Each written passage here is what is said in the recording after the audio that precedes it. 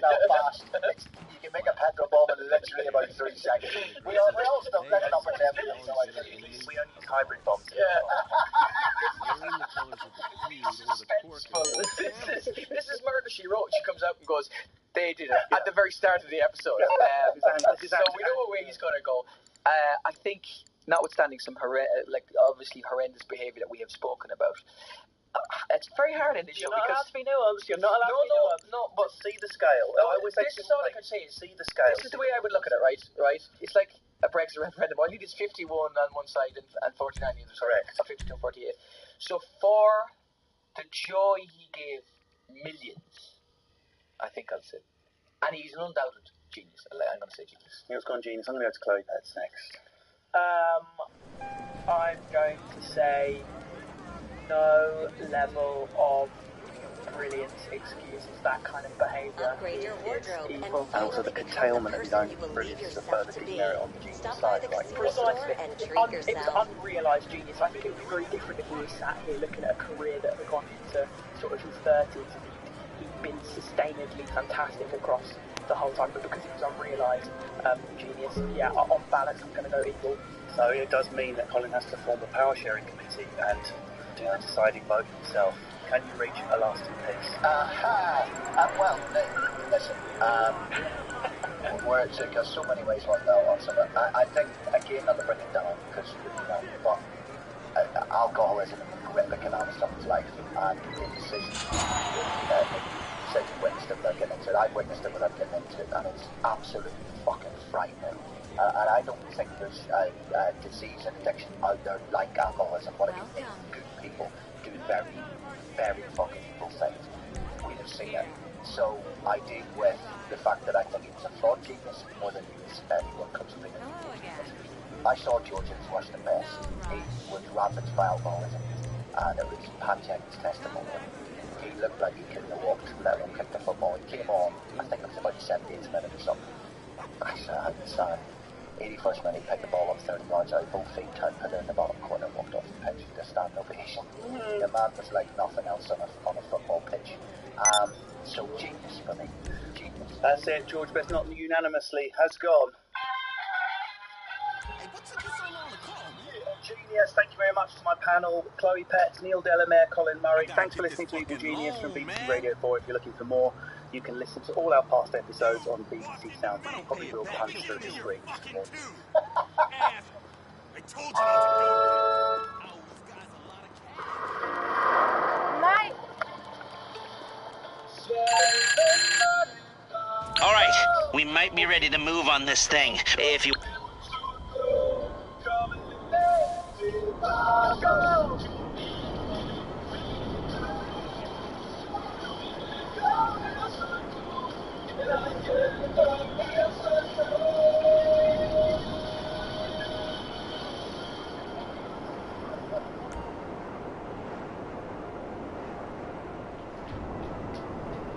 This is the BBC. This podcast.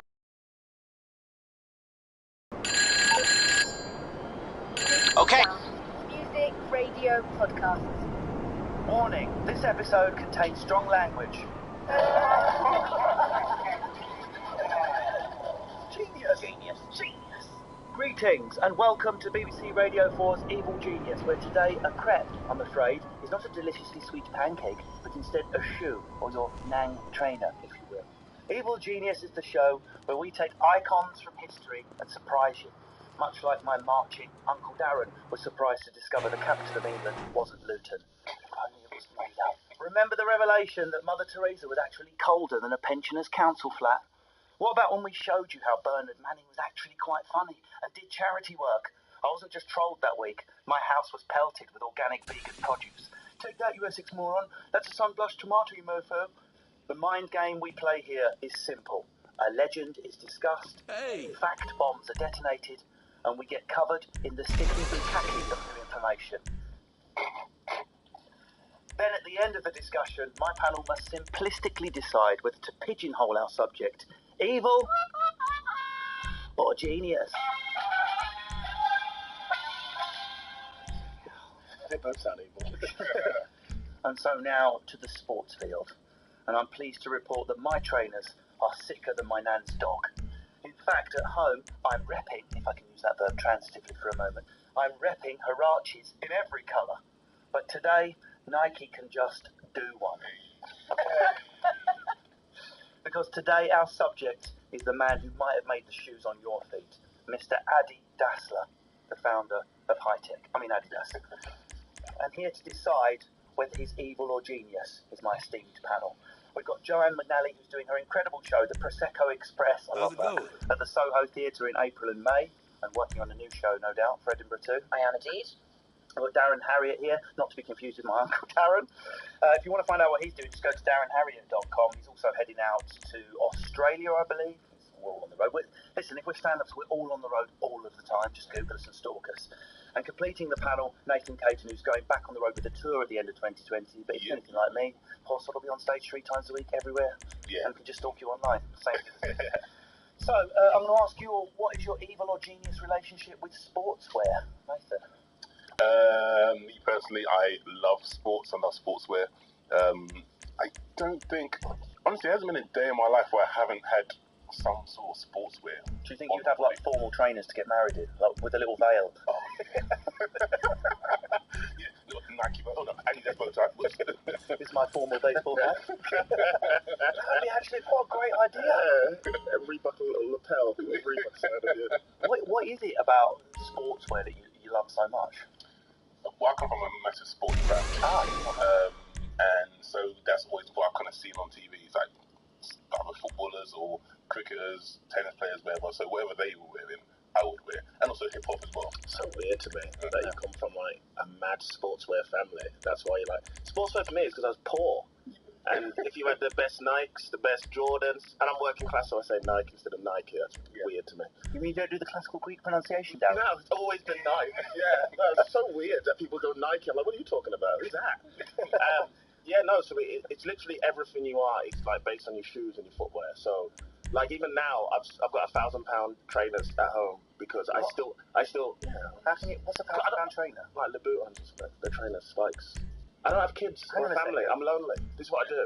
£1,000 pair of trainers. I mean, my average price. They've got red soles on them. They've got red soles, but they've got spikes on. I've got some of that. Oh, so it's not girly. I've got a red sole girly trainer from Sex and the City, but I've got a spike on it. They've got a couple of spikes. I mean, I'm working class, still got a kick on.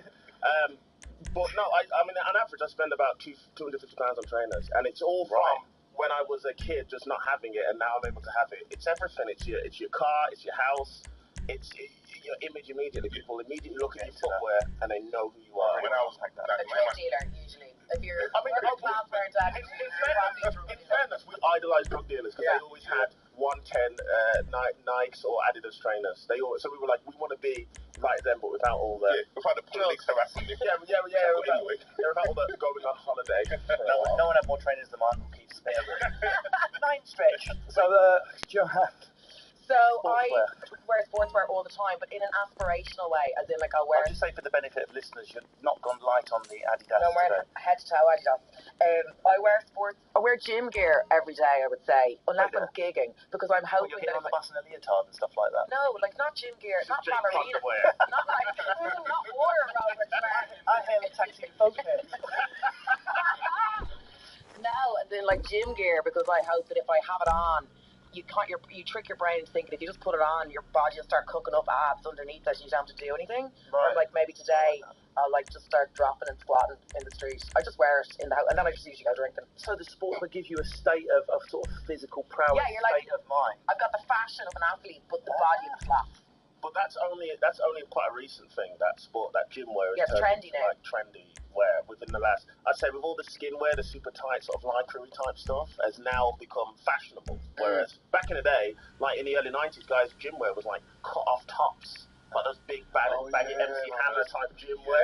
Whereas now it's the complete opposite. It's all sort of sleek. I think that's in particular was popular because of Run DMC in the 80s. They made it massive.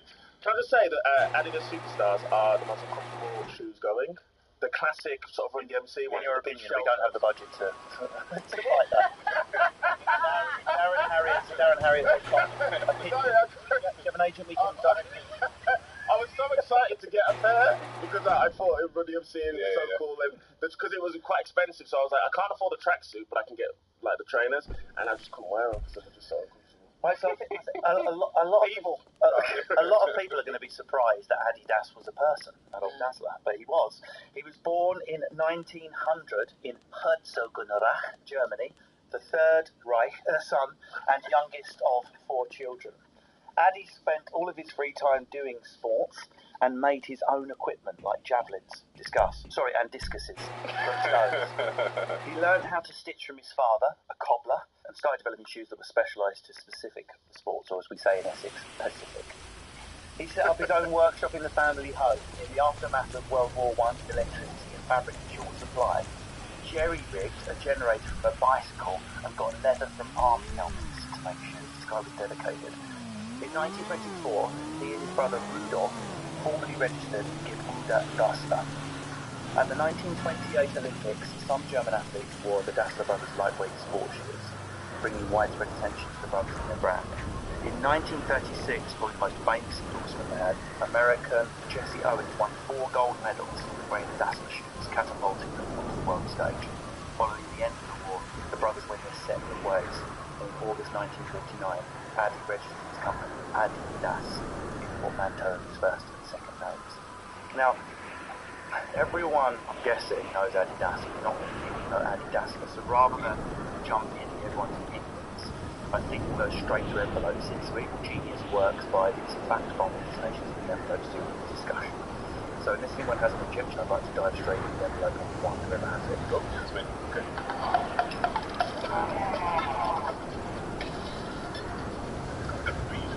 All fuzzy friendly facts that you Wow. Okay, go on. Straight in. He was a Nazi. There we are. Let's be honest, before 1900, as soon as I heard that and the German name, I mean, it's pretty much all there, wasn't it? That is literally what.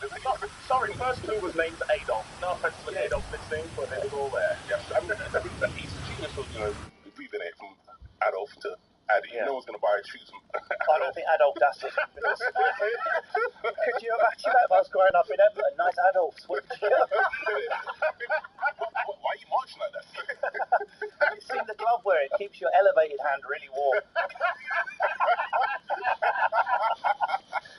So yes, Addy or Adolf, you couldn't write it and we can't write it, was his birth name. He joined the Nazi Party on May the 1st, 1933. This is relevant because it was only 3 months after Hitler became Chancellor. This is quick. Oh, wow. So is that what the 3 stripes are for then? On Adidas? No, there's nothing to do with it. Are you sure? Yeah, it was just a design, but I like what your brain went on. Where were they coming The from? Third Reich. Oh, okay. I'm like, am I wearing a fascist jumpsuit? I mean, you are dressed like... Oh my god. It was a change in atmosphere, Joanne, who was so proud to be an... Yeah. And bearing in mind, Joanne's the one that argued that whatever you're wearing sends the spirit of what you're wearing into your body. I mean, That's real. I've seen a slightly more Not wearing, it is a jumpsuit as well, which doesn't look good. Obviously, we need to be careful here, but it's the serious point is, we still drive the Volkswagen was originally a Nazi. Adidas is not a Nazi brand. Let's just be clear. We don't have the money to defend a legal case. But it was started by someone who's a member of the Nazi Party, as were Volkswagen cars, as were Hugo Boss suits, were actually made the uniforms for the soldiers, and of course Chanel, what we've done in another episode of Evil Genius. She was definitely a Nazi. Yeah. So let's be honest, guys. Everybody needs friends. So, And that's what make good clothes. I don't want to judge him for joining his own little crew and having friends. How much of a Nazi could he really be? Like, he was talking of like Jesse Owens. Yeah, I'm sorry, Jesse Lingard for a second. Yeah, Jesse Owens. Alright? I mean, he wasn't... He was a black athlete, wasn't he? You might have been angry about that, though, because remember Hitler was there? That was at Olympic Game when Hitler was there. And Well, we couldn't prove this, but it's too juicy for me to not put in. So if I can put it in as unproven, but out there, there is a rumour, it crops up a few times, that Jesse Owens carried on his person a picture of Hitler. What? It is not unknown, and indeed Darren in a previous episode had seen this, where someone becomes so isolationist and separatist they find themselves folding back on themselves and admiring things you would think they were the exact opposite of. Hashtag Muhammad Ali, hashtag download it if you want your life to end. Crazy. Whether it's true or not, it does seem like it might have happened, that Jesse Owens made himself see himself as an elite specimen of a human that maybe belonged to a class above. You could see, he could have got there in his head, perhaps. He could have bought into the ideology. Yeah. And But as I say, I know before they were like grub cheeks as well. So he probably just thought he was like the superior athlete. Yeah. I thought he was better than everybody else. There was a documentary recently called like Hitler's Drug Shame, and I was like, why are they trying to make us not like Hitler? We don't like him anyway. You know what I mean? We're not going to be like, oh, well, I was really behind him. They're like drugs. They're like, oh, yeah, that does make sense. Like, Hitler was on that. Hitler had a micropenis. Like, you don't need to sell us anymore. Yeah. Like, you got a micropenis. That explains everything. And apparently Himmler didn't do recycling. You know, Hitler never took his jacket off, no matter how hot it was. It's like, oh, really? That's why he did what he did. It was just hot. Man's not hot. Yeah, he never took his jacket off. No, there's no pictures of him without his jacket off outside. He never did it. I'm like, oh, well, all the times were there, clearly. The strange thing about Hitler was they say he was a psychopath. However, he loved animals, which means he couldn't have been a psychopath. No, that's very psychopathic. No, apparently psychopaths hate animals. Now, I'm generalising here.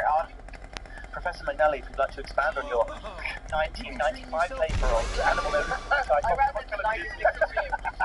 So you see psychopaths, they harm animals as they come up the kind of pyramid scheme of being a psychopath.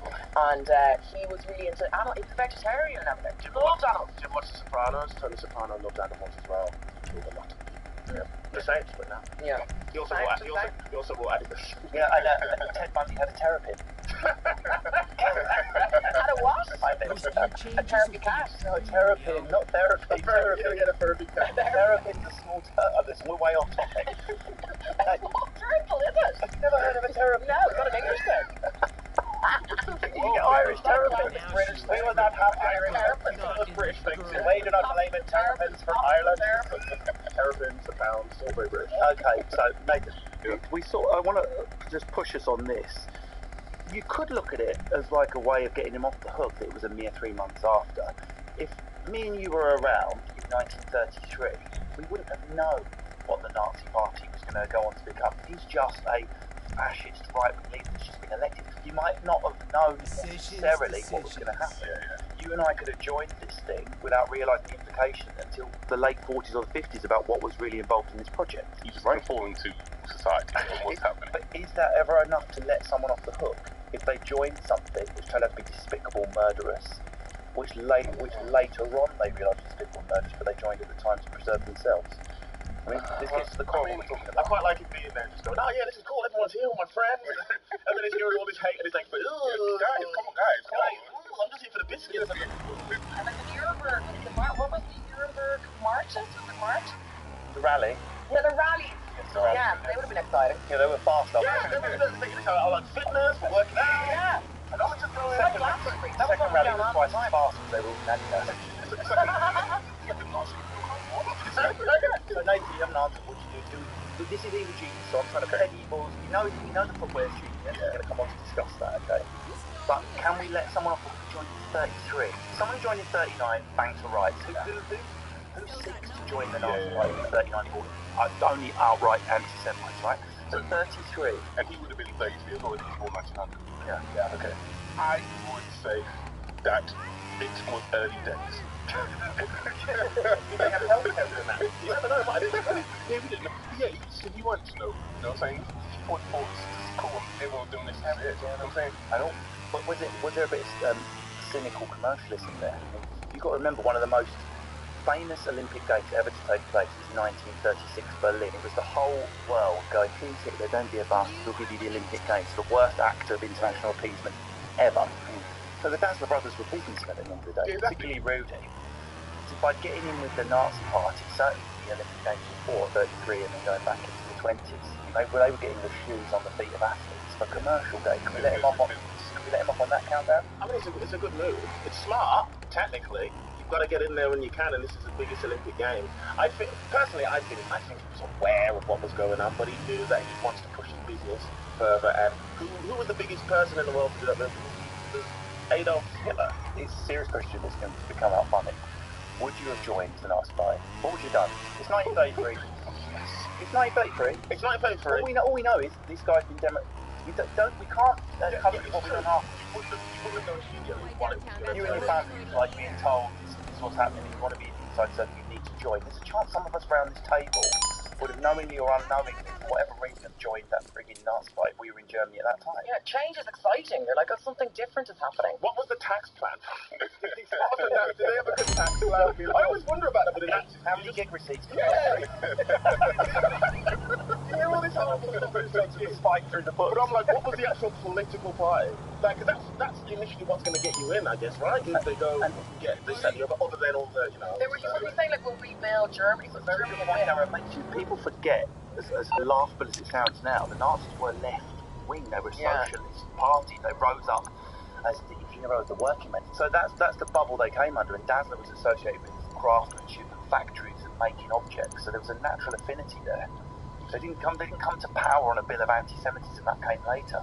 And then they would have had all the car industries with them as well, of course, back then. And then they had all the fashion designers who go by. So, I'm guessing to Adi Dazzler, it would have looked like this cool new organisation that was having lots of creativity. So I can understand he wanted to join that because everybody else was, and everybody else was still creating. So, and then obviously he went down a weird alley. But at the beginning, it would have been quite cool. It would have been a welcome change. Yeah, community, loads of fun marching. Yeah, like pride. German pride, no, German pride. We're here. All the pride. Like, this will be the last one we ever record. Hitler was an influencer, though. I mean, he was an early influencer, and he did all those speeches about a megaphone as well. So before we get to goes, if you mark us against, all three brothers joined. But also, let's have a look that during the wartime, what do you think the top two selling Adidas lines were called? They were called Kampf and Blitz.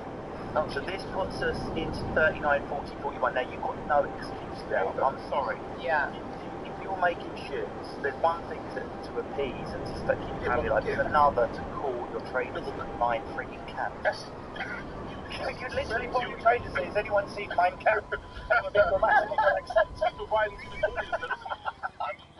He's catering to his audience. He's not going to call it peaceful. You know what I mean? He's going to. Yeah, but if we were to translate that into our world, stand up, there's certain audiences, I know where my red line is, that I wouldn't cater for at the personal expense of my income or whatever reputational damage it happened. I'd like to think that everyone else around this table has that line as well. This guy didn't have that line as long as he's making the buck, be a Deutschmark, right? He was obviously a genuine Nazi. Like, he was obviously into it. That's what I'm saying. Oh, we can let him off the 33, but can we let him off the He was a big supporter. He had a big foam hand for the Nazis. A Nazi foam hand. You can still get some of those on eBay. They're worth a lot of money now. I just think they also never thought it was ever going to end. As well, Yeah. I think at that time there was a time when it was just literally Germany, this like relatively small country compared to almost took over the entire world, and they were doing really well. So I think for him and for them, they just assumed it was just like never going to end. So maybe he was like all in because he just thought that he could be the biggest footwear. He probably thought, obviously there was no internet, he probably thought his footwear was going to be the biggest footwear all over the world. I mean, it is now, but back then he probably thought there was no way it was ever going to end. So yeah, I reckon he was all in. And so far as the name, a bit of a genius there, Adi and Das, from Adolf and Dassler. Don't know where Nike comes from. I'm assuming it's just off the Greek goddess. Nigel Keith. What would your... Do you remember when Nigel and Keith started Nike? Do you remember? Boy, Keith, I've got a brilliant idea. And it's still night, so that's kind of close. What would your portmanteau trainer name be? Mine would be, clearly, mine's arcane, a word meaning abstruse and strange. What's portman? It's where you take two words and put them together like portmanteau. So a Janelli. Oh, your porn name. Janelli trainers. Your dog and your mum's baby. Yeah. It's not really. It's where you take half of one word, half another, and make it a new word. Ah, okay. So Janelli trainers would be Harry Dars. Harry and Darren. Harry Dars. Oh, that's okay. You get your Harrys. That's what it's Matt like. Jolly. Those Harry Fives on. Harry Matt Dars. Jolly. I call them. Neck cakes. Make Hates. Make There you Hates. go. I like that. Give you neck cakes. And Rudolph, the brother who he fell out with, which we're going to go into in a minute, he split up and tried to do the same thing with the memorable Ruder, which didn't work, later to be renamed to Puma. Like Aldi and Lidl are brothers, you know that? No, are you joking? No, Aldi and Lidl are brothers. Also, Primark and TK Maxx are cousins. Are they? No. Anyway, I think we can agree they were out and out Nazi bastards. Yeah. But the genius towers, and we need to delve into it further. So I think we should crack on with envelope number 2.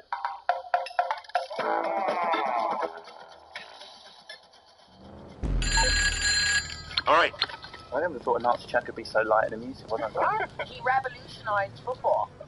I mean, this it's hard. How so? It's hard to overstate what this guy did. He looked what running shoes were before, what sports shoes were before, what you practical heavy affairs.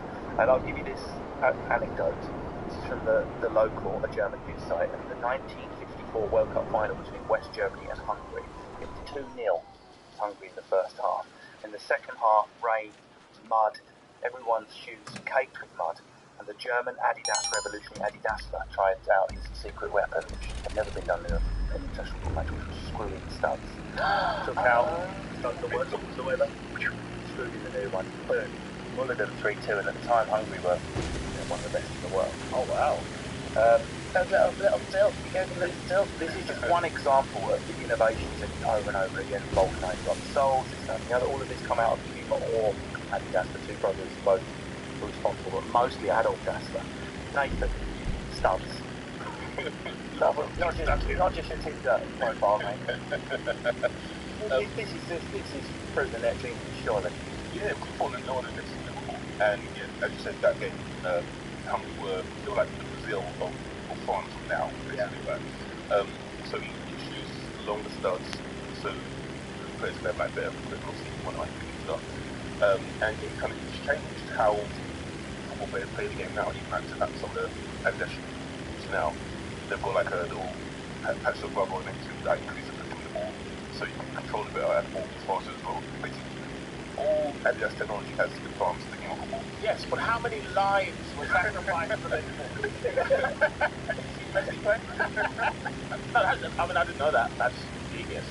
So your solitary studs in your heels you wear, your heels on heels. one little stud right at the back there. Carry Bradshaw. That's when I realised I like Adidas.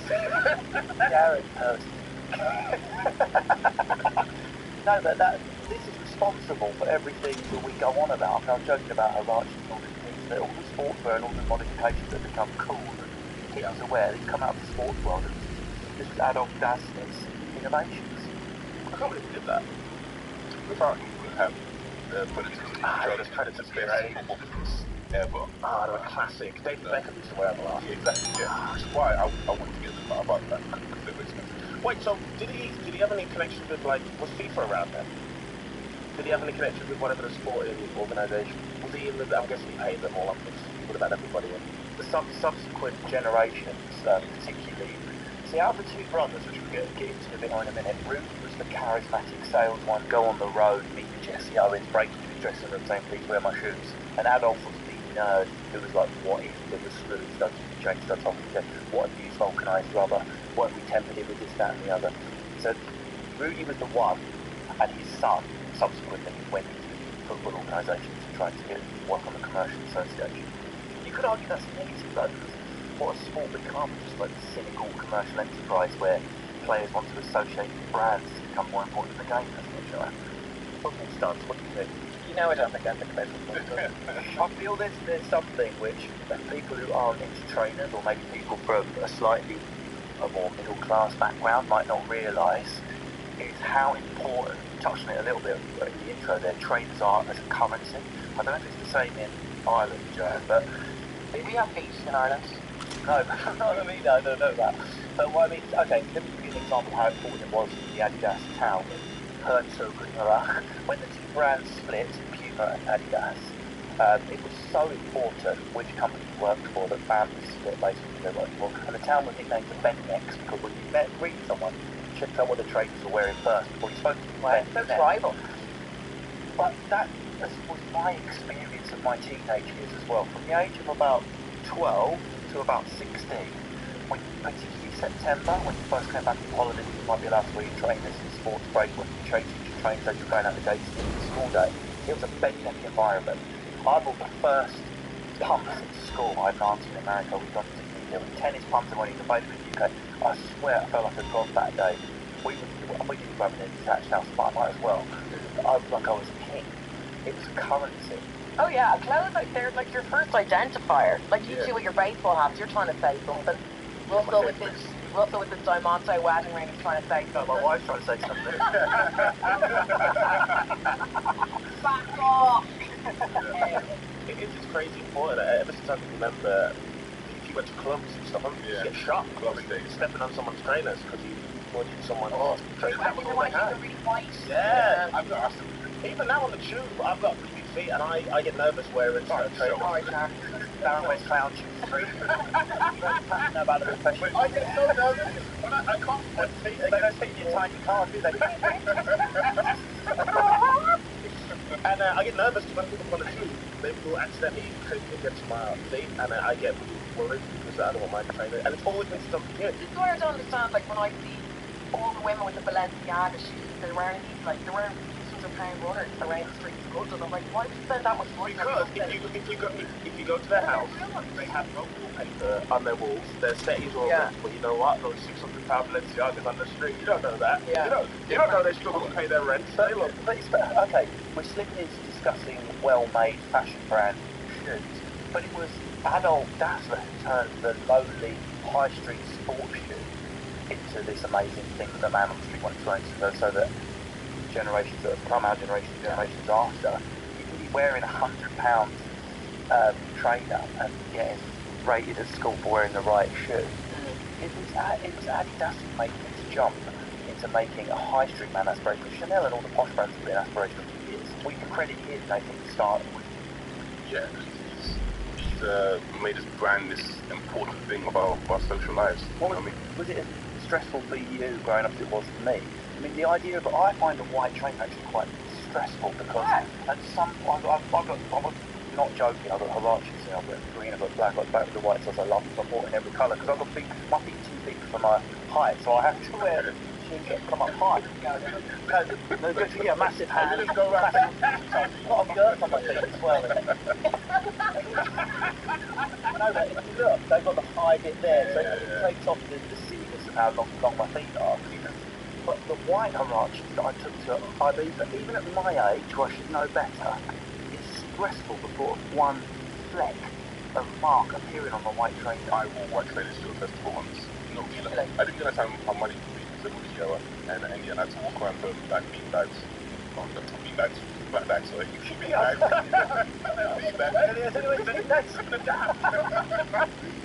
Labour's really good. You know when you can't find a seat at a festival? Just go with naked. You have 2 giant bean bags on your shoes. At all time. Black bags, I walk around black bags. That looks good.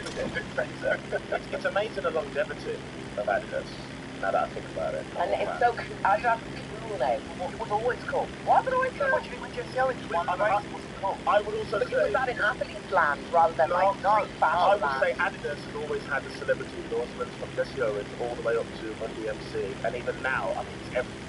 Artists, even like influencers now, they've always been one of the first, maybe the first sports brand who always use celebrity endorsements to try and just build the brand up. So speaking about now, Adidas, they own Reebok as well now, so they've actually bought another brand. I don't know what other brands are, but I know they're Reebok as well, so they're actually now just taking over other. I think they might be the top sports brand. Nike's still up there, but Adidas, compared to where they sunk in the late 70s, they started to funny enough, it showed the strength of the personality of the man, because it was when the Adolf died, and it's the same over on the other side of town for Cuba, but that's when the brands did. So that's how powerful. Do you mean Adolf or Adi? Like where do Adolf. The main Adolf. No, Adolf. Adolf Definitely died during the war. Adolf was like 70 times as good as the 40s. Sorry. No one seems to care about wearing nasty clothes. Like we all still wear Hugo Boss, things like that stuff. I think people said that they were like way ahead. Yeah. That's why they've kind of started. I mean, what are we going to do? You know, we're going to go see Adidas. Well, some people might stop wearing it in protest, but I won't. No. Well, there's clear water between Adolf Dassler and the Adidas brand. Oh yeah, but we have to acknowledge its origins. In fact, I feel like it's slightly unfair to Rudolph, because remember this was 2 brothers working in tandem, one the PR guy selling against every endorsement guy, and then Addy the nerd who designed the shoe. So let's find out more about that. Envelope 3, please.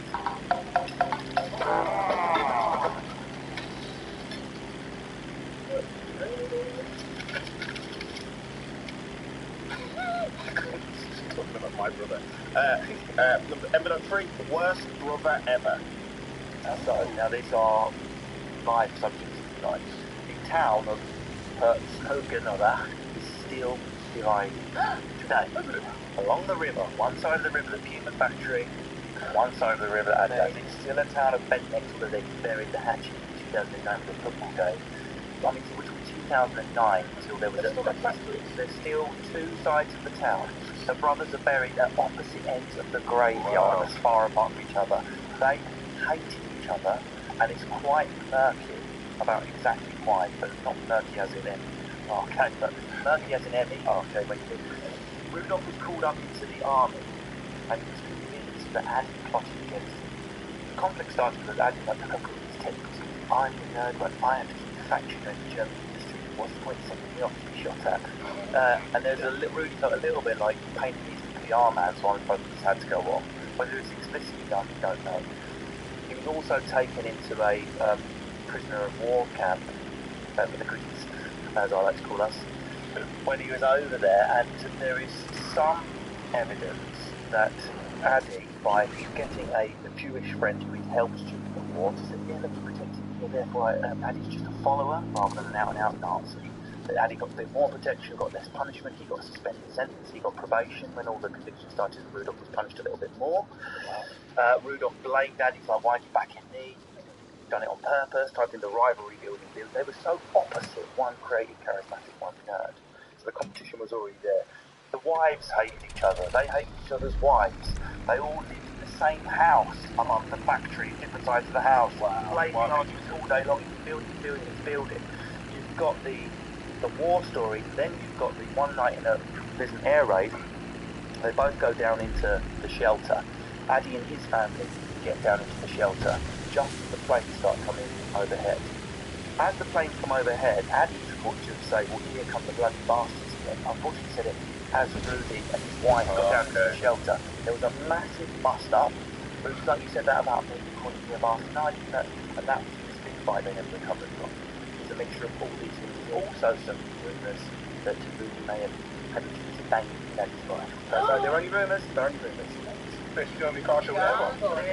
One sibling rivalry on a different scale to the point where the factory split.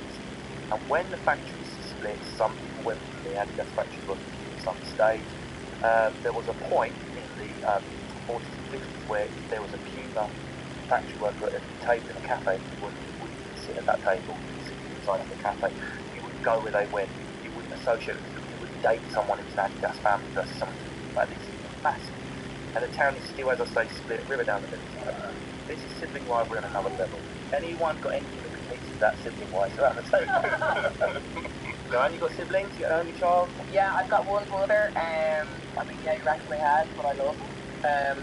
I certainly wouldn't get buried on the opposite end of it. I was actually trying to get buried in his plot, actually. I don't want to get buried, so I might kind of bail in on him. But I don't think that makes him evil. I just think that makes him... Well, it is brother locked up, and so he found it because he had Jewish friends. But that sounds like Sheldon Brothers a bit of a...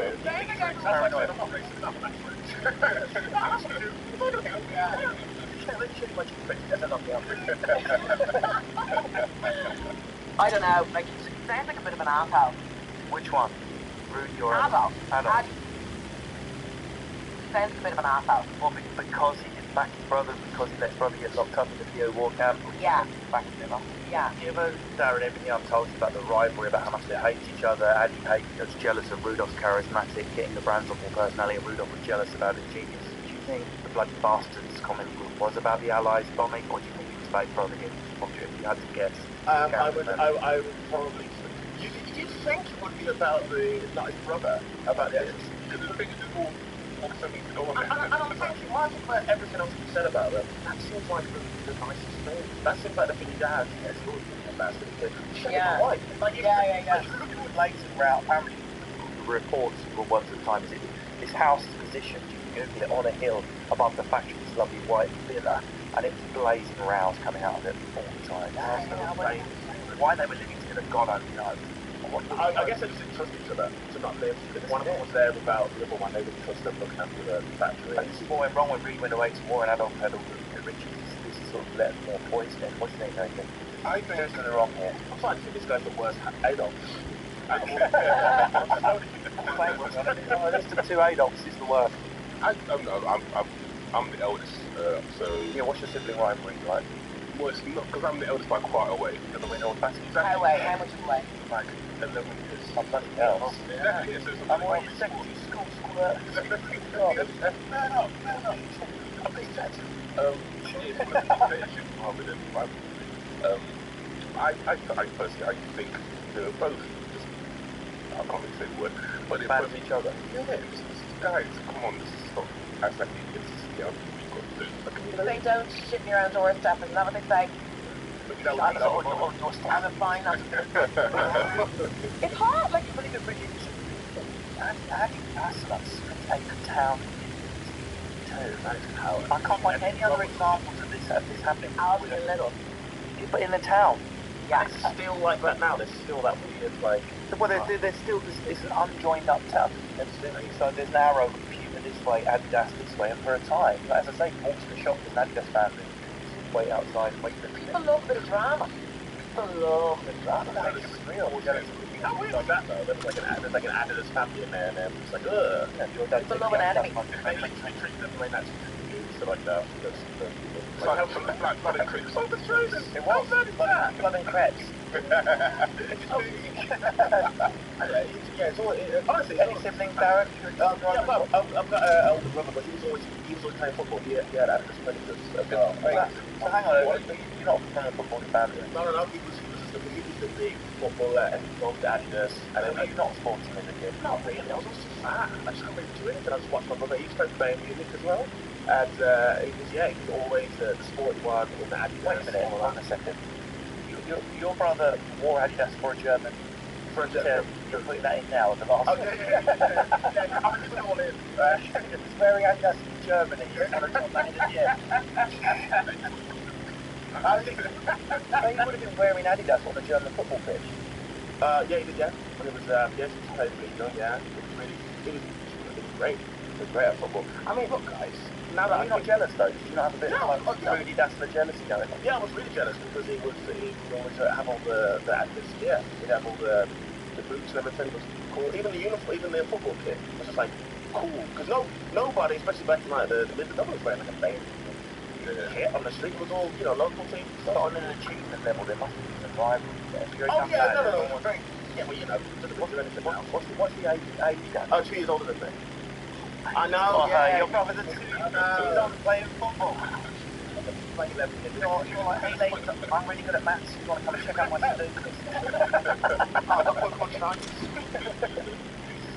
Okay guys, this is going to be one of the trickier votes because normally it's sort of a little muddled scale in the mind. Something stuff here, but there is complete division and a horrific negative on one side and a massive positive on the other. This is someone who was a Nazi, someone who supplied footwear to Nazis to march in. This is serious. However, everything, particularly, some of us grew up in that working class environment, particularly working class boys, everything I hold dear, trade and sports, all the cool shit I love, all the innovations, anyone who loves football have to love these guys. This is a difficult vote. Should we go to first? I'm going to go down Harris first.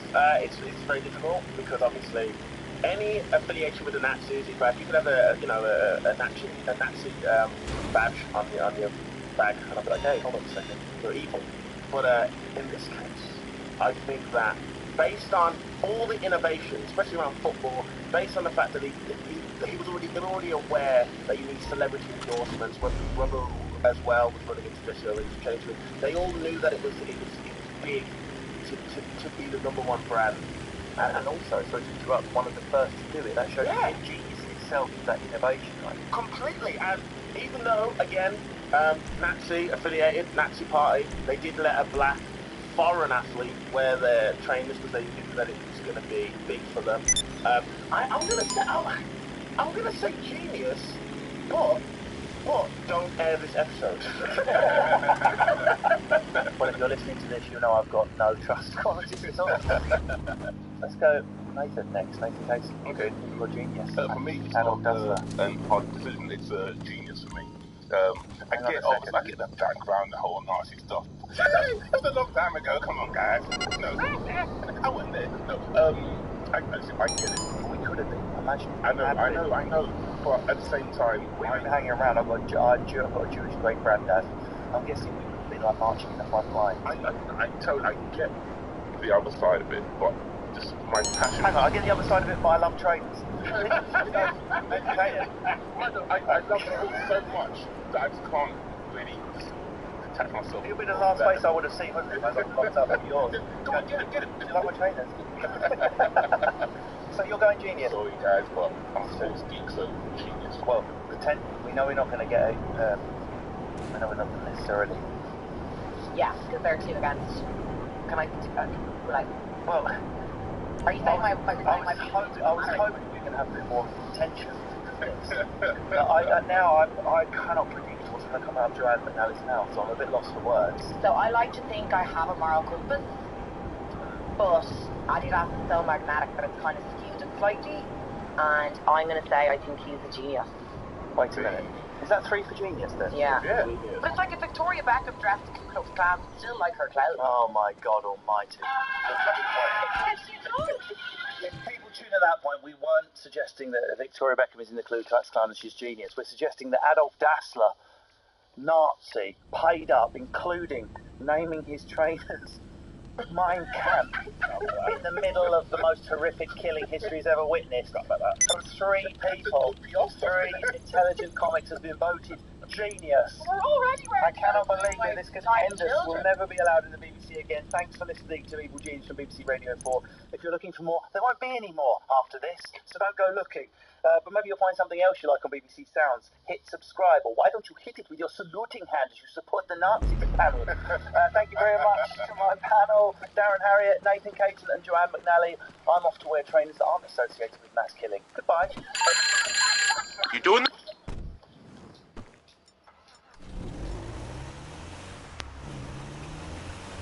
This is the BBC. This podcast is supported by advertising outside the UK. BBC Sound, music, radio, podcast. Hello, I'm Jacob Corley and I'm very excited to say there are more episodes of Jacob Corley on drugs. I'm going to be taking a look at every corner of the UK drug scene and meeting people involved on both sides of the conversation and both sides of the law. This time we're going to be looking at a whole new set of issues and topics, including homelessness. When you don't have a supportive family, sometimes community can come in the form of a drug dealer, prescription drug abuse, doctors or just handing out pills like candy, drug use in prisons. We would write everyone off. Jacob Corley on drugs. Listen on BBC Sound. Warning, this episode contains strong language.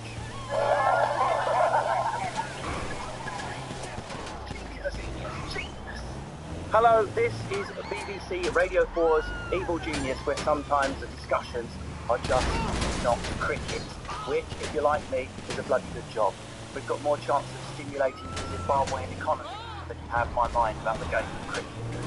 If you're new to the show, what kind of vile pervert starts in the middle of the 4th series? There's something wrong with you. I want to audit your hard drive and put a tag on your deviant ankle. Go back to the beginning. Mind you, if you are a deviant, you can fit right in. Evil Genius is the place where we take great figures from the past and tell you things you never knew. Previously, we've shown you how Maggie Thatcher promoted green energy, Muhammad Ali's awful wives, and how Ted Bundy was actually a social worker from Dudley. Can't make that last one. It's simple. My panel discuss an icon while I cover them with the sticky unguents of inconvenient truths. Then at the end, they must laugh in the face of post-structuralist ambiguity and make an idiotically format-ruining simple decision. Was this person evil or genius? And today, prepare to be creased as I pad things out. If you're not getting these references, why don't you Google it? Today it's the man with the beard who makes things wobble, though not Brian Blessed. It's cricketer W.G. Graves. Yes, he was the most famous sports star of his time, some say of all time. He's been called the greatest ever Englishman. He made the game of cricket what it is today. Thank you. And that includes some of the darker, more controversial aspects too. Now, I hold my hand up, I'm not a cricket expert, but I do know about fair play and unpromessics, so I certainly know about cheating. I also know about class and snobbery, like scumbags. And these are things we'll be getting into today. This man was an incredible character, and there are so many stories about him. So who are my guests today? Ivo Graham, who I observed in Twitter as a cricket fan, currently touring and on his way up to Edinburgh. We've got Artie Nawaz, who's a comedian who starred in Slamming, a series which brought the very top comedy talent from the UK to appear with him. I was in that, wasn't I? You were indeed. You were great in it, by the way. You were great. Thank you for doing it. He also rather handily today co-hosts the, can't even pronounce the word, Doosra? Yeah, that's a technical cricket term. The Doosra cricket podcast on BBC Sound, and features on BBC Best Professional Cricket coverage. And finally, Professor of Cricket Studies at Cricket University, Joanne McNally, fresh to the UK. What a praise. Hello, fresh. She's been described by the Times as the most exciting thing to happen to Irish comedy in years. And she's also going to Edinburgh as well, aren't you? Yeah, and I'm in Soho for the 3 days in May. So do we have any cricketing stories, evil or genius? I mean, I've got to start with you, Joanne. I've held my hand up. Cricketing, not genius. I think anyone could tell I've no interest in cricket. It just feels very slow and boring. That's fair, isn't it? But this seems to be the Irish relationship to cricket. There's no interest in it, but paradoxically quite good at it from what I've read. I don't think that's true. Cricket just seems like a load of lads who don't want to go home. I've heard that the match can last for 5 days. That's why I'm thinking about all my Irish mates. Talking about swimming only 4 days. That's been overruled now, so the FCC have ruled that it will remain 5 days. That's probably some sort of Brussels dictate, I imagine, Ivo. I'm not into cricket. I'm not really sporty, but when I'm competitive. So if I look like I should be sporty because I have the build of a sports person in that I'm tall and wide and massive guns, great massive guns, and my calves like a mammoth, but I'm not I don't move, I'm not agile, so I would cheat. I was a massive cheat in sports. Yeah, that's quite good for this because obviously W.G. Grace was no preemptive info. Spoiler, I didn't know that. Ivo, like Usain Bolt of facts there. A 19th century rule bender par excellence. Artie, now you do look sporting for the benefit of listeners. Yeah, thanks, man. I've been working out. I quite like cricket. I played a lot of cricket growing up. I can tell you a little story about a time we played a team called London Australians, my local cricket club, and the guy who was batting kept passing wind at the time, and there was a fielder right next to him, but he kept doing it, and the fielding team got so annoyed that they actually left in protest. So that's the first time ever, I think, in the history of cricket, a match was abandoned due to farting. Very uncrickety story. Yeah, it's very ungentlemanly behaviour, but so was the curry we had for lunch. What are you going to do? That's almost Gracian in its tactics to discover. Totally. Ivo, I mean, I feel like I'm making horrible stereotypical generalisation. We on? Okay. It's a boat drop. Products loaded. That's a great way to get. When Joanne described it as a load of boys who don't want to go home, yes, that's absolutely on the nose. I've no talent for it, but that's a testament to what absorbing sport cricket is. You don't even have to half the game. You're not even on the pitch. You're sat waiting because your team's batting and only 2 of the 11 of you are at the crease. And if you're like me and you can't bat, back into a bowl, back into a field, back into a contribute in any meaningful way behind the banter, then you're going on last to bat and you probably won't even go out at all. So you're just sat having a picnic. Sort of played the most normal role in the game. Would you ever sweat? Do you ever sweat in cricket? Is there a possibility of sweating? It's highly unlikely, unless no. I mean, I sweated when I used to score for my, but not runs. I was the scorer, which meant I would mark down other people's runs when I was at school. Did you have a different kind of pencil? Yes. I had an official scoring book, and I put it the dirtiest thing I've ever done, not on but near a cricket pitch. Was when there was a guy at my school, Max Barber, who was the best cricket player of the school, but he knew it, and he was in the Western Storms a bit too big for his boots, and he took, not that he was at the time, but Max Barber, I took down one of his scores wrong, so that his average would be 50 for the season. That was the greatest revenge I played as a scorer. Wow, that's horrible. That would haunt you. Cricket is all about numbers, right? You want to have that round number. Getting to 50, that's pretty special. That's evil. Enjoy your 49.6 average, mate. That really is really put me key. My dad's Sierra, Cosworth, perspective, what's the key? Just a big old man. That's pretty cool. It's out now, Billy. Okay, W.T. Grace was England's most famous sports person, born in 1848 in Downend near Bristol, which is then Gloucestershire, so of course originally had to play whichever county you were born in. His dad was a doctor and he would become one too. They were all cricket mad and he was playing as soon as he was born. He made his debut in men's cricket on the day after his 9th birthday.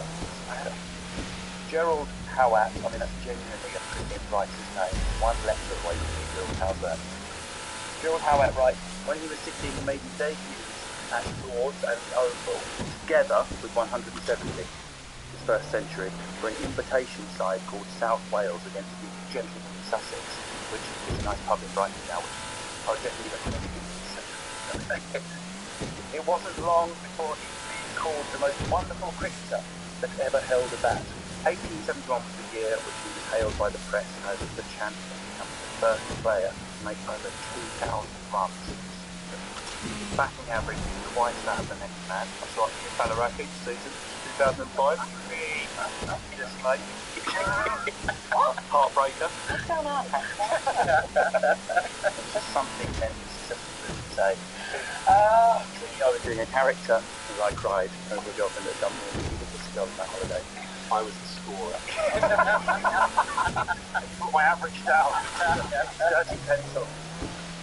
He became the captain of the county club of Gloucestershire. He made a century against Australia in the Oval in 1880, what was later regarded as the first Test match in England. Appropriately, he played at the Oval in 1882. The match was lost to Australia by 7 runs, which gave rise to the saga of the Ashes. There was a mock funeral for the wicked, the Bales, I believe, where they burned them and then buried the Ashes. He won the Ashes 5 times as captain. His celebrity and fame were held by the fact he looked like nobody else. Huge beard, huge in general, 6 feet tall, 22 stone, head and shoulders above every other player in every way. Little striking cap perched on his huge head like a Christmas party hat. Yet, this is my favourite fact about him, he had a really high West Country voice. Yeah. It's like Pete Pollard and Brian Lesson's body. I think we can agree it's a video we'd all download. He was the first man to score 100 hundreds. Yeah. That's it. Go on. So 100 is when you manage to bat 100 runs in a game. So you hit the ball and then you have to run to the other end to count as a run. So to get 100 of those is really hard. So you get 100 100s. That's crazy. You know what? That's right. It's just the way you put it was really weird, but I really like it. I remember he was doing this on an unprepared and uncovered pitch, like having to do the Ashes over your local playing field after the latest storm of Dennis passed through. He played till he was 50, 43 seasons of first-class cricket. That's like us watching someone playing at the top level who started playing in 1977. Phenomenal. So, to steer the discussion, we are going to open some envelopes which have surprising information you may not know. These fact bombs will steer what happens next, and of course, working towards the vote at the end of the discussion. So, who has envelope 1? I have envelope 1.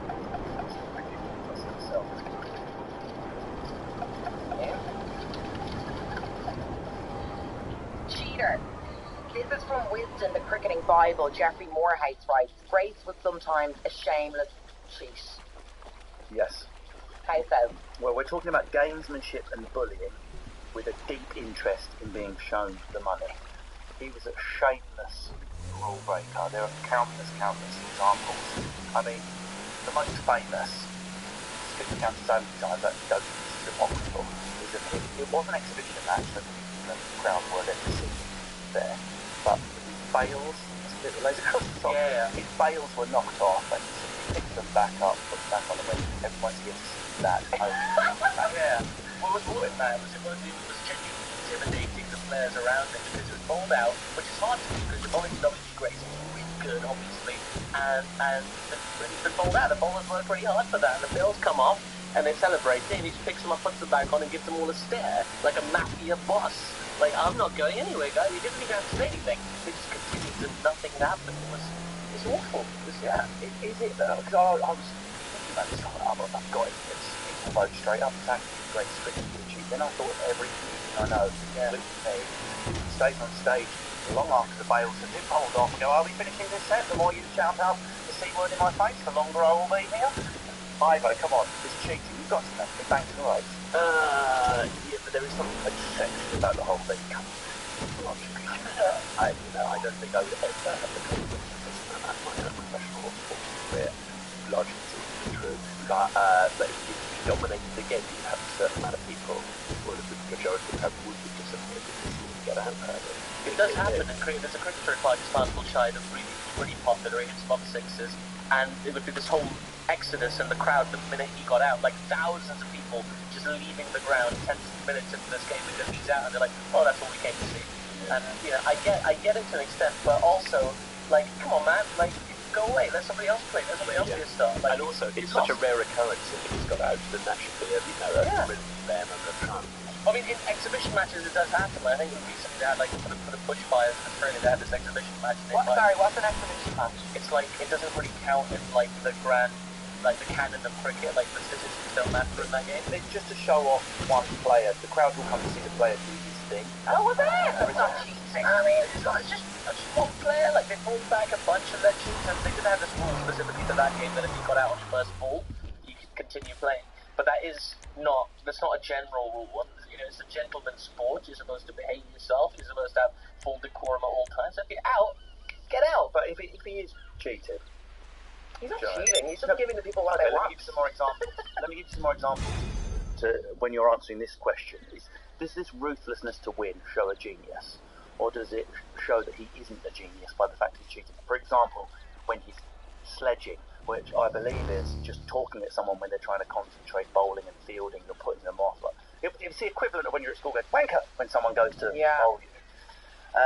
What about pretending there's a flock of birds above you? You want to be careful of those. You get blinded by the sun just when you're about to bowl and you can't bowl very well. Something else he did. I think it's just part of sports. I think if you want to win, you want to win. Is there a chance people were patronising W.G. Grace a little bit and not bowling him out and letting him get away with more than he should? No, he was just unbearable. Why is he cheating then? Why does someone who's that good need to cheat? Because I think there's an ego element. This is the evil bit of it. Look, I got to tell you, look, there was a bowler called Charles Cartwright who bowled him out once, and he took two of the stumps out. Charles Cartwright. Cartwright. A field. Yeah, I know, it's pretty good. That's good, isn't it? It was known to be a cricketer. Oh, is he the cousin of Lawrence Batts Goody? Yeah, as I'm sure related in some way. I tried to do one, Russell. I couldn't think of one. That's why you're one of the best. Yeah, that was incredible. That was spontaneous. So go on. Sorry, I got this geezer bowled to him, right, and he had him LBW, which is like before wicket, several times, and the umpire was like intimidated into not giving WG Grace out. Then eventually the bowler took 2 of the 3 stumps out of the ground with a delivery, right, which is really impressive and very rare in cricket. And finally WG Grace starts to walk away, and as he walked away, Mr. Cartwright said, "Surely you're not leaving, Doctor, there's still a stump left." Right, you know, so you had to actually heckle him as he left because people were so frustrated. I think of all the other cricketers, because cricket above all is a team sport, right? You have these wonderful individuals that make it stand out, but it's a team sport. So I refuse to celebrate somebody who was in it for his own kind of ego and his own joy. So come on. Evil. You think that people in sports aren't in it for their own ego? Absolutely they are, but like, you know, don't be that obvious about it. You know what I mean? Okay, let me give you some more examples of horrific stuff that he did. This is evil genius. You cannot expect me not to go hard on what I perceive to be evil. In a famous Oval match, a young Australian batsman was tapping down the divot. I think that's not a female idiot, that's a divot, just to be clear. What is a divot? It's a little dislodged clod of grass. There we go. So the Australian batsman was tapping down a divot, which is a gentlemanly thing to do to improve the pitch. W.G. Grace stood back as though to go, "Oh, very good, yes, repair the grass, we'll take a pause." Only he didn't mean the pause, and as soon as the guy started the lawn repair, he ran him out. Went, "Not really, we haven't really stopped."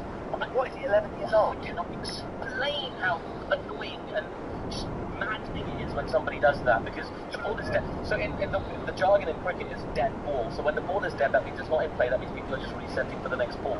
And he just, you know, so it's so against the spirit of the game. I can barely get the words out to express how annoying it is. Hang on, you just said that W.G. Grace is against the spirit of cricket. That act in particular is definitely against the spirit. No more questions.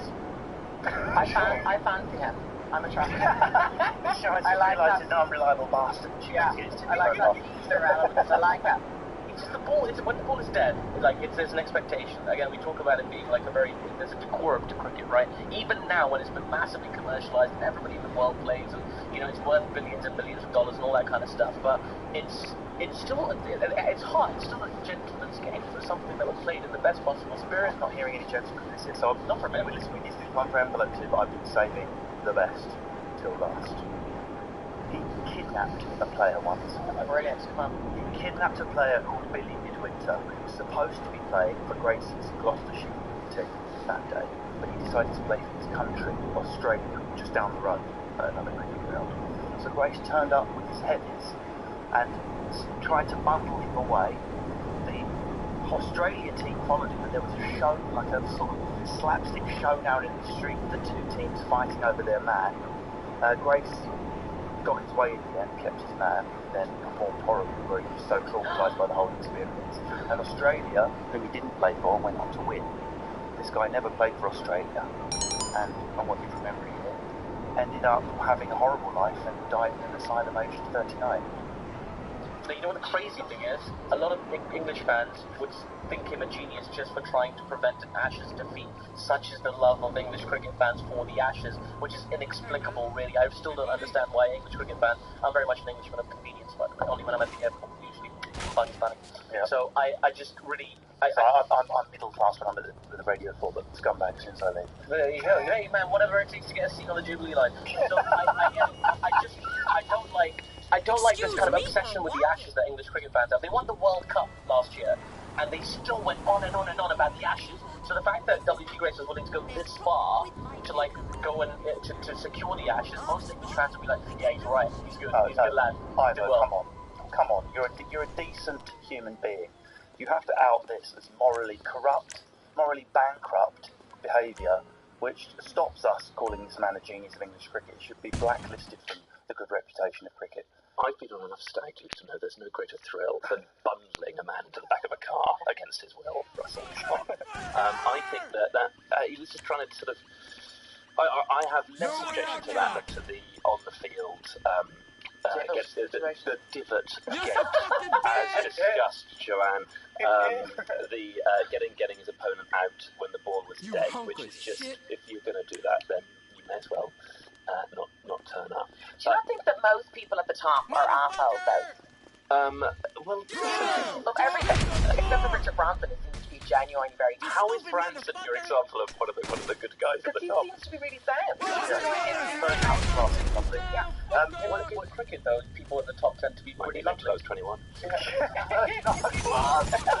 Which tends to be lovely. Like, if you put at the top of cricket, like Tendulkar, the Indian guy, he's widely held as one of the few sportsmen in the world with no scandals, even though he was, for a time, called the greatest batsman in the game. That's because cricket attracts boring men, I'd say. No scandals, guilty as charged. No game. Guilty as charged. Thank you. Yeah. Would he have been a ball tamperer? It might not be recorded, but surely this is a guy who was playing with the stitching on the cricket. So just for listeners that don't know, ball tampering is the thing you do not do in cricket. And just because we're not seeing reports of it, I think it's one of those things we weren't aware of as much back then. The chance that this guy wasn't playing with the stitching on the ball and messing with it. So you could stitch it a certain way to make it turn a certain way. Yeah, so what you do is you edit the stitches on the ball to make it behave unpredictably for the batsman. And like as a Pakistani, we sort of have a love-hate relationship with ball tampering, and that we love to do it, but we hate getting caught in it. And that's happened a few times. But yeah, I mean, there was a time in the 70s. I know like a few cricketers who were convicted of ball tampering said in the 70s we did this all the time. We had like champagne bottle corks, and we'd scratch the side of the ball, and nobody cared at the time. It's just now you got cameras. Either ball tampering, sure. Well, I remember a couple of years ago when there was the big scandal with the Australian players who were ball tampering. And it was a funny time because I was in Australia doing the Melbourne Comedy Festival when it came out, so it was a fun time to be an Englishman in Australia and get to make quite a lot of cheap jokes about ball tampering, and in my case, referring back to my own time at boarding school. That was my teenage nickname, ball tamperer. That was very much the private ball whisperer. Come here. I can't get over Charlie. Come to me. My name is Joanne. My nickname is Dead Balls. Always out of play. I think it was quite funny to see the Australian reaction to the ball tampering because it was seen as such a national source of shame. Let me give you a more direct question. I don't have this, but let's just say I had the answer in an envelope about whether WG Grace was a ball tamper or not. Answer honestly. Would you think he would have been a ball tamper? Yes. There we are. No more questions, Your Honour. I'll just give Joanne the last question here before we go on to envelope 2. Yeah. There's a comedian. This is a hypothetical comedian. He's a genius. We all think he's the best one ever. Who? No. Oh, sorry. Or her. Hypothetical gender-neutral comedian. And they steal jokes, they overrun, and they sort of troll other comedians before they go on. Does that make a difference to them being the genius comedian of their generation? No. So I still think if people are paying to come and see you, then you've done something right along the way. You're probably a bit of an asshole, but you're a very successful one. No, not me. No, it's a hypothetical character. Yeah, sure. Give me my jokes back! All my Essex lad jokes, I want them back. Come here.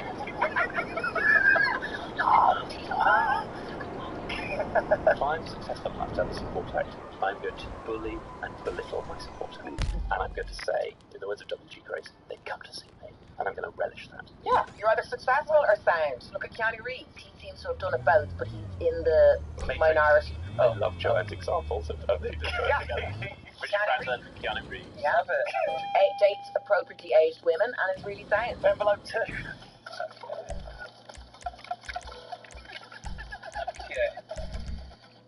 Godlike genius and greatest ever Englishman, Grace was the hero of the Victorian Empire builders and the hero of wisdom adored by millions. He didn't outscore And let me just say batsman. what an impressive collection of vehicles you have, boss. Wow. Just a heads up, we're gonna run we can't do that right now. Done a lot of what Grace, I guess you get a collection like this when you're the majority shareholder. The greatest ever cricketer and probably one of the greatest Victorians, adored by Wisdom, which isn't a small yellow wizard with Paul Daniels. That's Wisbit. Just to be clear, what is Wisdom? Wisdom is like a cricket almanac that comes out every year that kind of stores all the statistics of the year. So for our people who aren't necessarily cricket experts, let me put it this way: WG Grace invented modern batting, and it's the way it's still played now. He went forward when the ball was full and back when it was short. This has never been happened before. He just stood still and hit it. So this was to us it just seems normal now, but he actually invented this way of playing. He played equally well off the front and off the back foot. Matthew Engel says his secrets seem to have been a quick eye, strength, concentration, a light bat, and amazing confidence. He rarely wore a box. Are you aware what a box is? No, but I know they wear muzzles sometimes. No, it's lower down that. Oh, we rarely wore a bar. Yeah, I'm going to tell you like a willy basket. Yeah, a willy basket. Yeah. It's definitely not was that your teenage twin today? Willy basket. Hashtag willy basket. Just go to my Tinder profile, Willy Basket. Swipe right. That would be a great name for a touring show. Willy Basket. Yeah. Right, anyway. Hello. We've what already do you need? sort of inadvertently said what he was great at. When I'm a founder, I want a collection try and like establish this. the case for genius. But no one's a genius. Your personal at cricket. vehicle's You're not coming born around being as able we to play speak. cricket. Oh, it's not like you're not. It's like you can be born being good at art. You can't be born being good at cricket. This is controversial stuff. Learn cricket. Come on, you can be born with great hand-eye coordination and like. Yeah, but that's not being born. You're not a genius at cricket. You can be a genius at like Zumba. So there's a lot of cricketers who get referred to as geniuses. You know, the people throw that word around very. This is controversial. There's a lot of Indians, so there's like a billion of them, and they all say Tendulkar's a genius, and like that's a billion people throwing a word around. But like, you know, I really, like, I genuinely think sometimes the artists read the magic players at the crease when they're back, the kind of strokes they can execute, the kind of reaction they can elicit. I mean, you can call it genius, but okay, it's like Jenga. Let's push back on what Joanne's saying. She's got a point, really. Haven't you? Someone who wood against the ball. Can you be a genius at that? What is it we're missing? That was the technical genius of what he did in a way that the general listener could have appreciated. He was just really good. But he was the best. But I would say WG Grace had a quite voracious appetite off the field for food and alcohol, and that almost, heightens the impact of what he was able to do when he got up in the morning and got to the crease. Because if you're going by Joanne's logic of, sports people are just people who put in the most hours of effort to practice this quite banal talent. That might be leveled at quite a lot of modern sports people, because the modern sport is full of much more, clean-cut, media-trained, hard-working, They've got nutritionists, exact physical trainers, and all that. Steroids. Sounds like my Edinburgh Festival PDF. Whereas WG Grace he was getting hooed, and then he was turning up in the morning. What's hooed? He was getting lashed. Wankered in French. But he was playing since he was 9 years of age. If I was playing cricket since I was 9 years of age, I'd probably be genius. I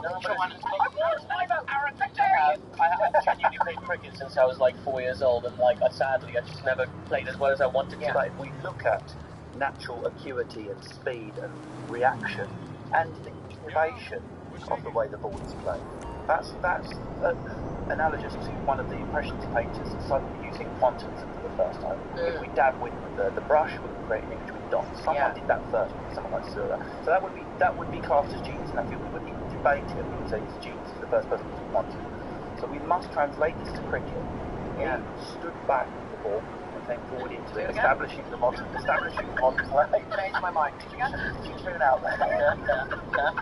I'm trying to establish that we must be prejudiced about genius because something is a physical sporting act. It's not in a lower rank to an arty-farty act. I would think this it is genius. Right, why, Joanne? Because I think the genius is in your brain, as in like I don't think you could be a coordinate. I don't think you can be a genius at coordination. What, a boxing genius or a football genius or a cricket No, genius? I just think you're really well trained. Your brain tells you to coordinate, right? I think you're a genius if you like get out of your Kodak 4 and do an oil painting of like a camel, and it's literally like exactly like a camel. That's where I see genius. Maybe it's not just or you wake up and you can play Beethoven at 9. But that's the kind of genius. But he was the Beethoven of cricket. He was a global superstar, right, Ivo? Yes, he was the infant camel painter of cricket. I have a particular obsession with cricket because basically I've played a game called Ashes Dominator on my computer for about the last 15 years. You literally use the up, down, left and right keys. That's all it is. It's on mini clip. My computer doesn't have enough storage for proper video games. So I just go to tell you now your inbox is going to be crashing with the Geldem. Instagram ladies are going to be like, who is this stud and how do I make it?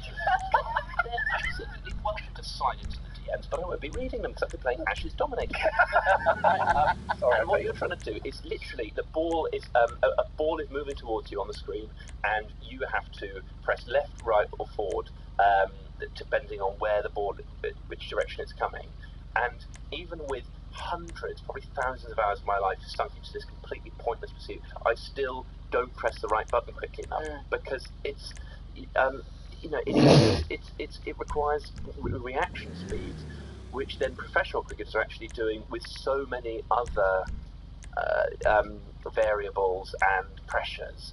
It's just you're standing in the same. If you're a batsman, you're standing in the same spot over and over again. Making these unbelievably quick decisions, also having to have this long-term concentration of standing at the crease all day, possibly several days in a row. He's got these thumping hangovers from his heavy sessions, and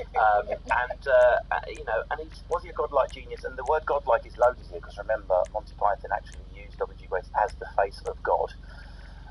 He does have a good look. Was he the greatest ever Englishman, godlike genius? Greatest ever English cricketer and greatest ever cricketer? Certainly not greatest ever cricketer. I think he has a very significant place in the canon of cricket based on his ingenuity. Like as you say, going front and back foot is incredible. Like now we take it very much for granted. Okay, that's what you're going to get forward to it. Yes, great player, great for his time. But I've just seen so many great cricketers over my time. So many people who I call geniuses, air quotes, that I can't put him up there. I can't put him up there. Envelope 3.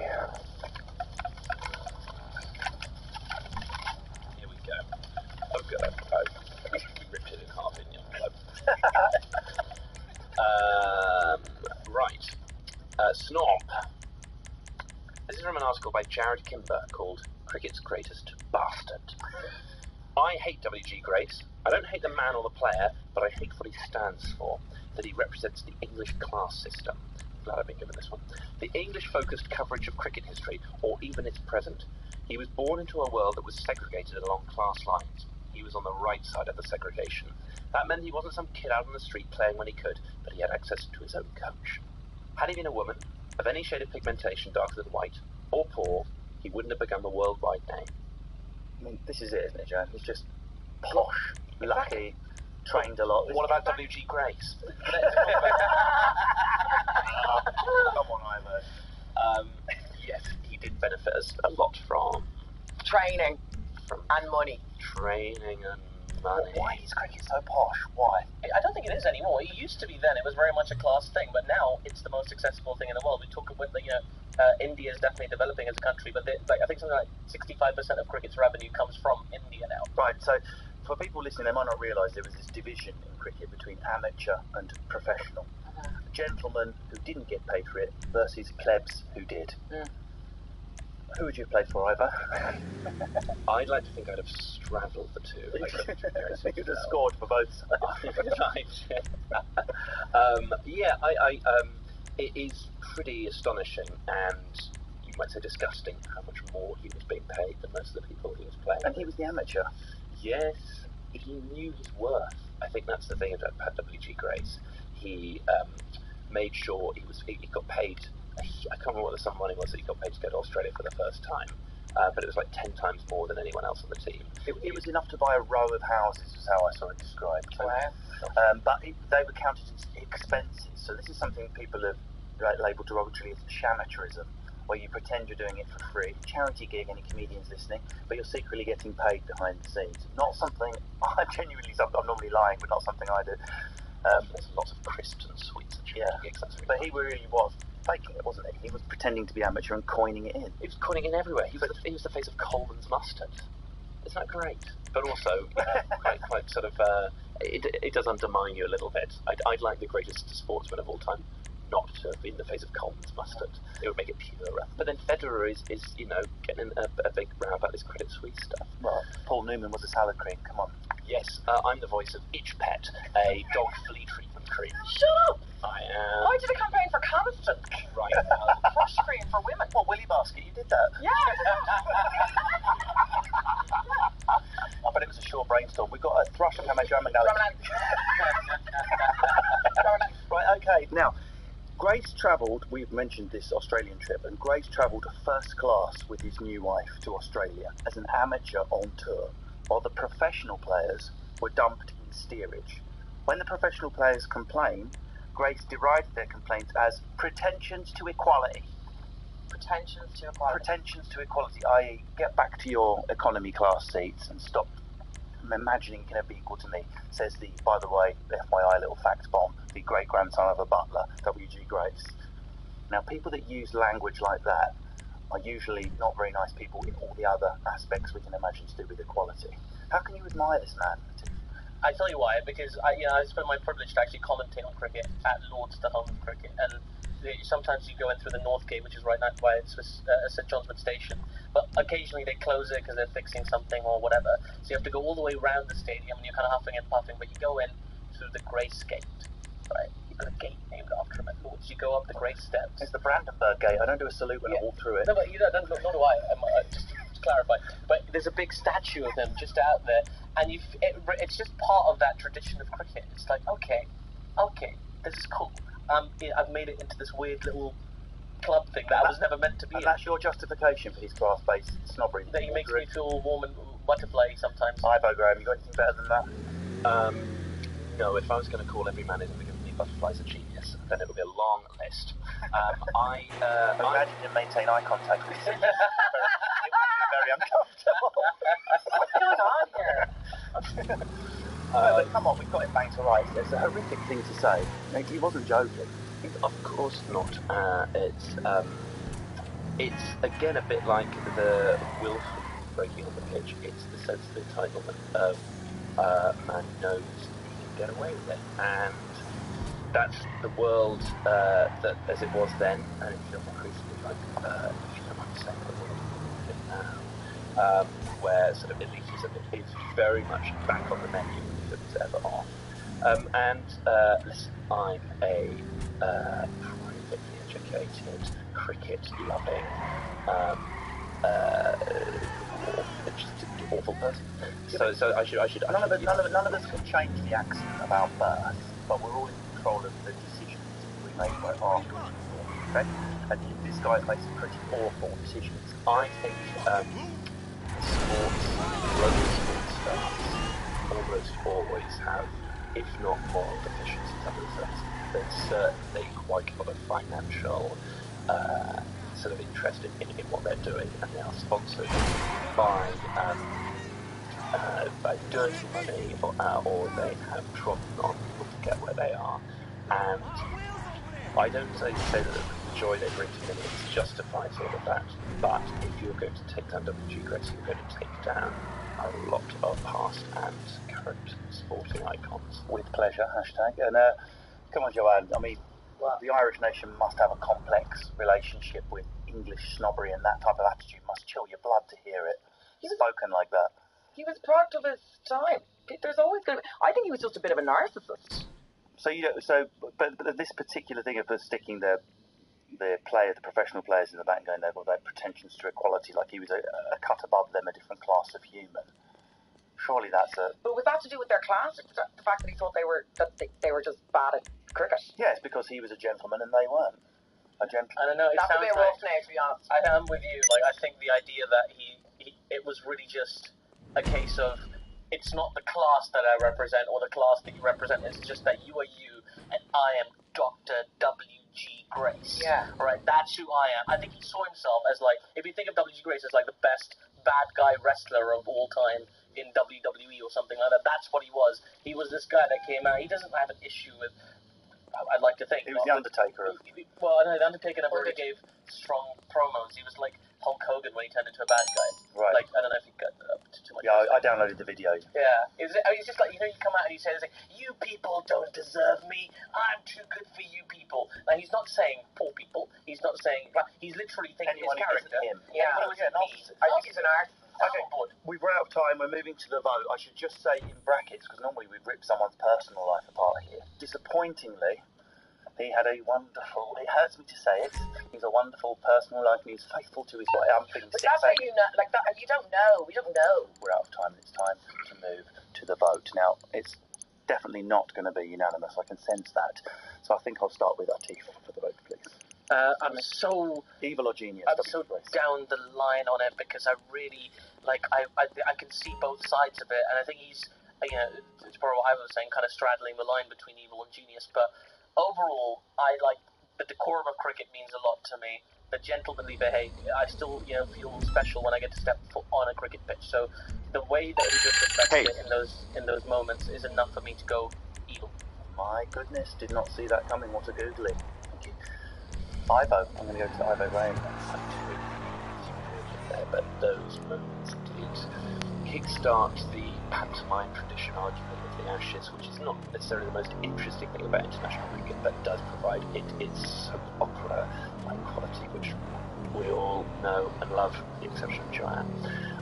I also, I think purely because I know what's coming from Joanne, and I've been so sick to my stomach by her dismissal of even the idea that sporting... How are we doing out there? Genius. Our guys... I'm afraid to say, Russell, you invited her in here as a farming, layman, and I was absolutely prepared for her not to know what Max Barber's batting average was back at Summerfields in the late 90s, but to say that no sport could ever equate to genius is an insult to all the hours of my life I've ploughed into stick cricket. And so W.G. Grace is of course the man I'm thinking of when I'm sat alone at my computer twiddling the buttons before dark, and so I'm going to say he's a genius.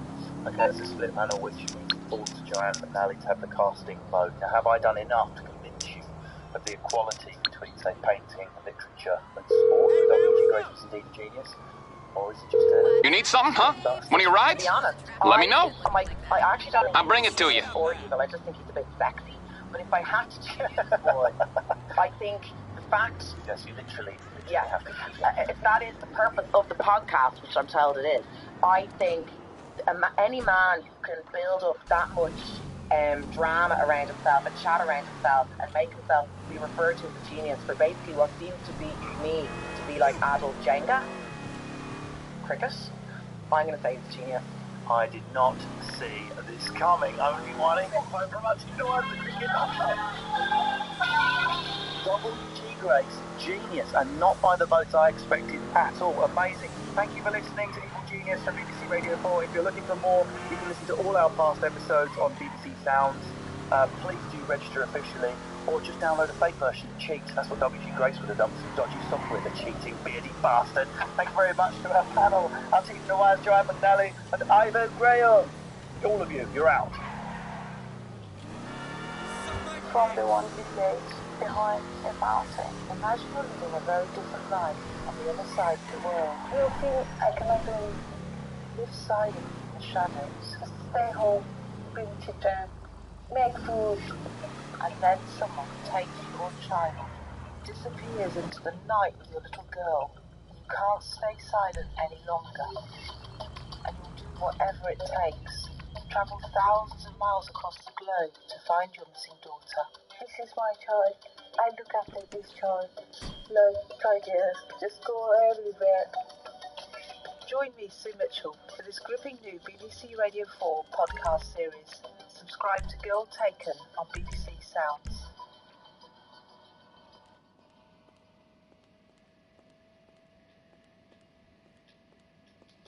This is the BBC. This podcast is supported by advertising outside the UK. BBC Sounds, music, radio, podcasts. From the one village behind a mountain. Imagine you're living a very different life on the other side of the world. You feel I cannot do anything. You live silently in the shadows. Stay home, bring children, make food, and then someone takes your child, disappears into the night with your little girl, and you can't stay silent any longer. And you do whatever it takes.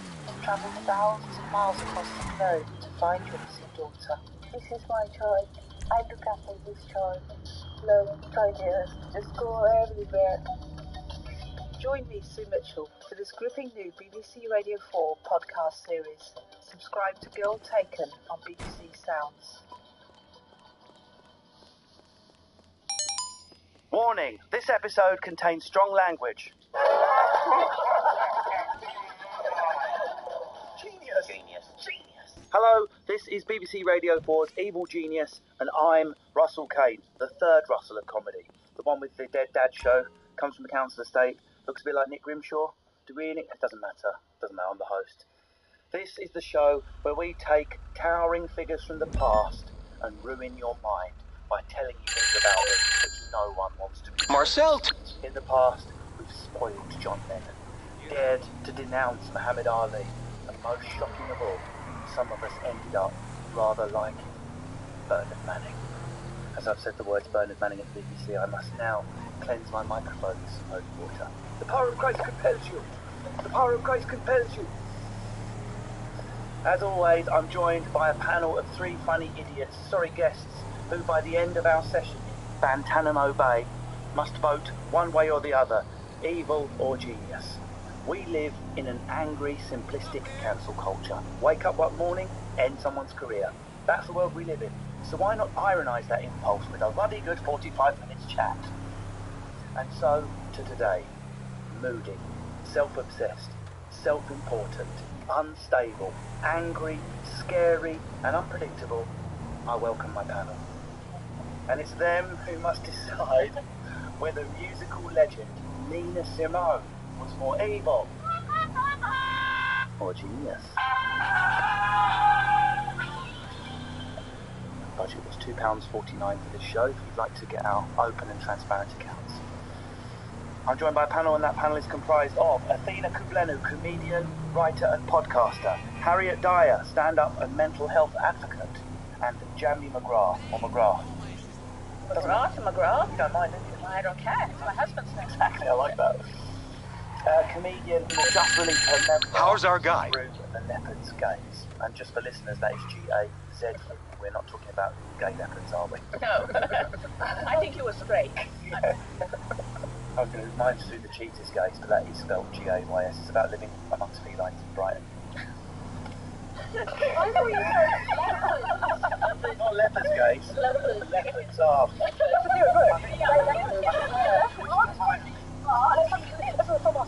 Bad enough being a leper, as well as having my sexuality challenged. So, cards on the table, bit of a Nina Simone fanboy, love the music.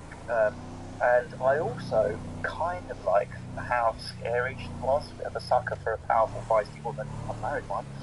And she would stop playing if anyone so much as spoke in a concert. If you only do one thing after listening to this, Google her sit down moment when someone stood up to go for a wee. I mean, terrifying. So I thought I'd ask my panel of jesters, how do you deal with hecklers? If you want to know how I do it, I'm blessed with high energy. I don't have jokes, but I've got energy. So I just carry on going and pretend I haven't heard. I cannot recommend it enough for any comedians. If only 10 people around the heckler have heard, just plough on. What about you? You calling for some wheels? I'm Johnny on the spot. I'll hook you up. Or I don't even know whether I'll be able to say some of the hackles that I've had.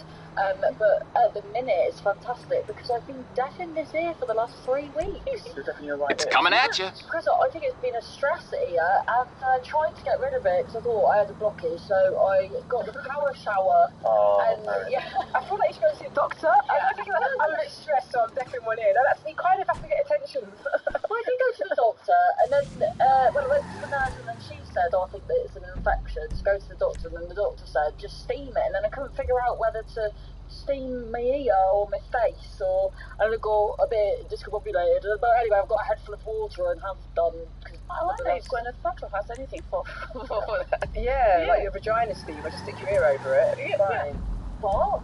It's not my vagina, though, it's my ear. Yeah, but Gwyneth Paltrow recommends steaming vagina, so I wonder if that might help with it. If you can unblock a vagina, you can unblock an ear. Alright, yeah, and which led to which heckle? That was amazing. I felt like we just took banter mushrooms. But I guess it's a bit like what you were saying, that now I'm sort of blissfully unaware. It's the best. Particularly if it's a bigger room, like more than 500 people, and you're in one of the bigger comedy clubs, 300-400 people, London Comedy Store, no one's going to have heard Terry shout his up in front row. Well, I can't imagine you taking a head. No, I don't, and I want to be heckled. I haven't been heckled for a while, and I feel a bit antsy. I'm just dying for someone to like a bit of sparring. I love it. If it's an aggressive, obnoxious heckle, I love it because I know it's really easy to get the audience on side because people who heckle always dress badly or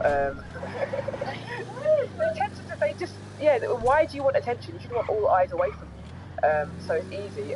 If it's a heckle that I move past, what I do is I remember you said it and then I meet them in the car park afterwards. Oh my god, that's beyond Jesus to know. The only one beyond the sneaker is no response followed by death in the car. Yeah, like, I got the baseball bat, so I took a baseball bat. No, I do exactly what you do. I ignore them, but should it be something that everybody's definitely heard? I think, well, this is great. This is what I live for. So the worst feeling is, which I'm sure none of us ever experienced, if you're having a bit of a flat gig, because you know the audience are on the side of the heckler. Yeah. That is the worst feeling. Because if someone shouts, get off your shit, and you think, you know what, I am being quite shit at the moment, you've got an existential problem if you agree with the heckle. So I just sometimes say heckle sustained. May I continue? What about you, Jam? How would you deal with someone disrespectful when you're speaking? Ignore, respond? I think it depends on the type of heckle. So I have turned the audience against the people. So I was recording my special, and these people just came in, and you know how hard it is to promote a show and stuff like that, and they were just chatting. Yeah. And I tried to ignore them, they just wouldn't stop. So I said to the audience, do you want to listen to them ruining our show? That's a bit of a Simone there. Yeah. Or do you want me to carry on? And they obviously say, oh, get out. But sometimes I can backfire to you. I did something like that in Nairobi, and I said, do you want me to carry on? And they said, no. Thank you for asking. Actually. Now that you mention it. Sometimes the people are just helping, though. They're so drunk they don't realise the questions are so you're like, you know when you go into a supermarket and the phone goes, I do know that. It's rhetorical, Terry. But it's being supportive, so you feel awful. Anyway, thank you very much. It turns out none of us are monsters. What a shame. Let me tell you a bit more about Nina Simone before we crack on. She was actually born Eunice Waymont in a town called Tryon in North Carolina in 1933.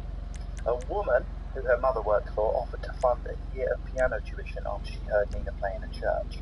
And she had instruction under Muriel Mazanovich focused on J.S. Bach, so classical pianist training.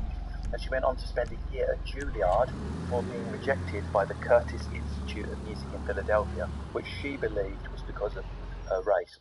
Eunice began performing at the Midtown Bar and Grill in Atlantic City, New Jersey, under the stage name Nina Simone, so her mother wouldn't find out. It does sound relevant. She signed with a label and released a debut album recorded in 1957. Sounds so long ago now because I sound so modern, which included the track My Baby Just Cares For Me. In 1960 she met the detective Andrew Stroud and she married him in 1965. In the early 60s, Simone became increasingly involved in civil rights. Songs such as Mississippi Goddamn, which I've been changed to Billericay Goddamn so I can sing it all week. Four Women and Young, Gifted and Black, which me and my producer have been singing old Tanis and White weeks just to remind us a bit better. These all became anthems for the movies. Oh, the problem I've had with Nina Simone, I've been just drenched in her music all week, and you start singing things in cues that's really inappropriate. I'm in prayer, trying to rap singing Young, Gifted and Black, which never happened. What was that? Nothing. Just let me rap, please. She separated from Andrew Stroud in 1970 and moved to Barbados the same year. That's what you call a good